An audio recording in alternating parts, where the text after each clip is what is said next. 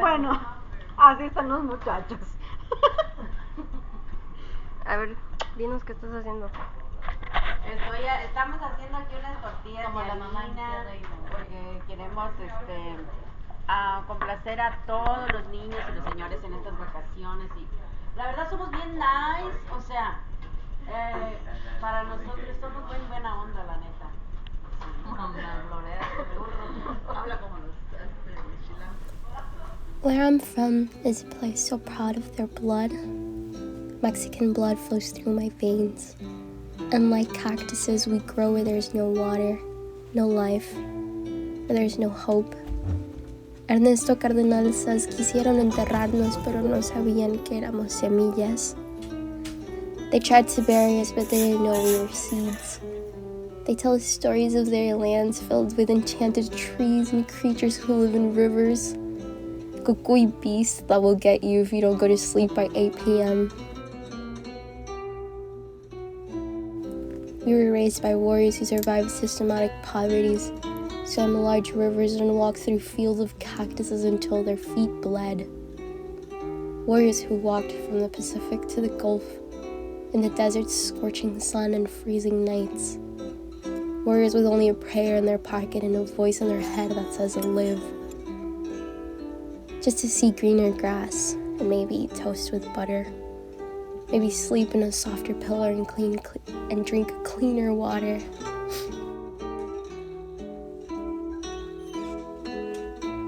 I love the way my parents talk about Mexico. The way they talk about their parents and their parents' parents. And how my dad cleaned his grandma's plate with his tongue. Dad says she was the best cook. Gentle but fierce like a lioness. My mom says her grandpa played the violin. And he would offer his only gift to God. His hands and his strings.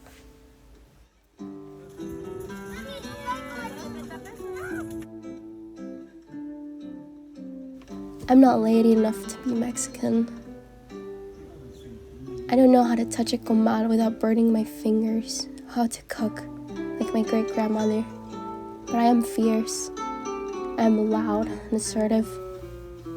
Maybe I curse and drink beer like a man, and maybe I lack in my faith, but I feel religious, with my hands and some strings, like my great-grandfather. And maybe I'm the way I am because of Mexico.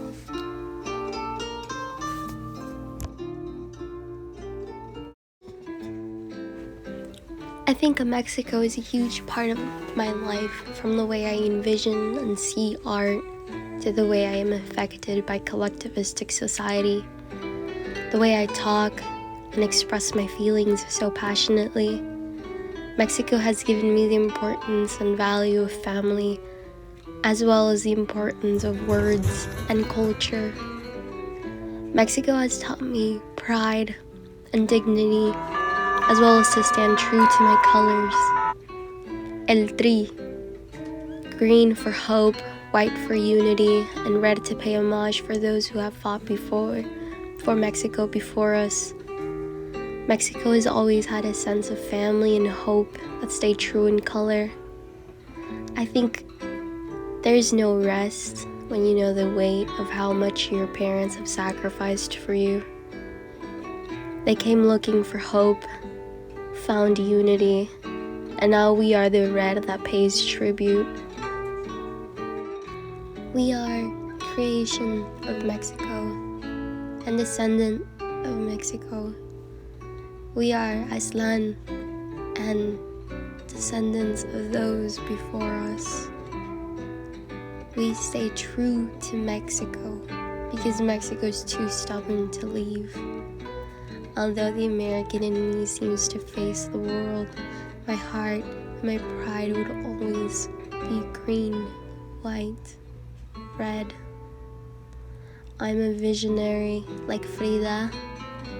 I'm a leader like Cesar. I'm a fighter like Pancho. And I'm loud like Miguel. They say the best thing to create are opportunities. But now that we have this opportunity, what will we do with it?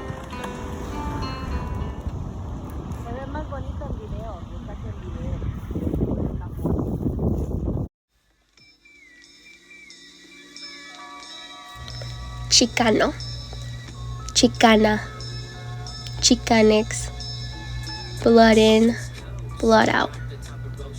The political and cultural identidad, que no somos ni de aquí ni de allá.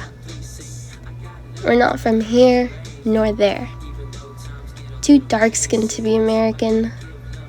My Spanish not Mexican enough to be Mexican. Maybe it's the way I pronounce certain words.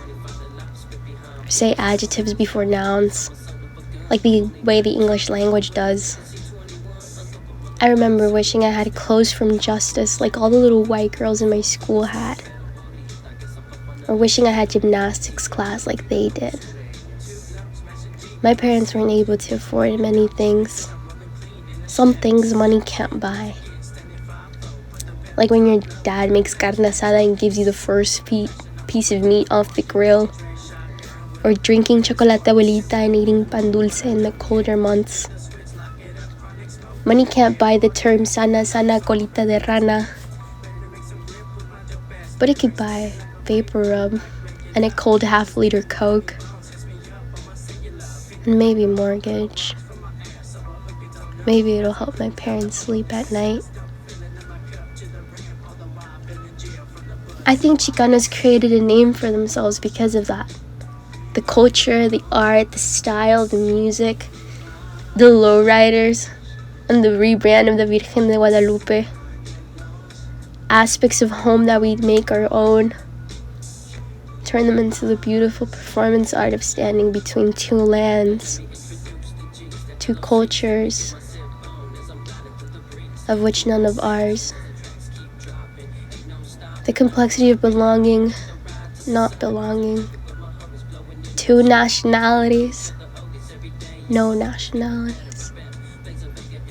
And ideas of identity, citizenship, culture, ethnicity, language, racism.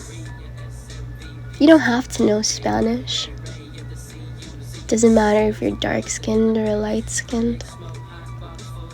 It doesn't matter how many generations you've been here. You're our homie, our fool, our vato. Being Chicana is making a commitment to identify and to represent the community and to uplift and to prove that the Chicano sacrifices weren't in vain. I've always said that the reason I'm going to college, the reason I'm studying in a field like psychology where very little research is known about the Latino community is because of my family, because of my culture. I mean, how can you not? It's engraved in our hearts. To move your parents up, to stay out of trouble, to buy mom a bigger house. Although the Chicano identity involves huge aspects of familia, being Chicano is about wanting better for yourself, standing strong in your identity, advocating for social and political empowerment. It is the ongoing civil rights movement, the affirmation of heritage. Yeah, it's the clown tattoos, low shorts, high socks, hoop earrings, bandana tops. But it's also wanting educational rights, being proud. It is power and resistance, standing with La Raza. It is Aztlán. It is the transgenerational history. It is not seeking achievements for ourselves and forget about progress and prosperity of our community, like Cesar Chavez said. It is saying, sí se puede, in response to denial, like Dolores Huerta did.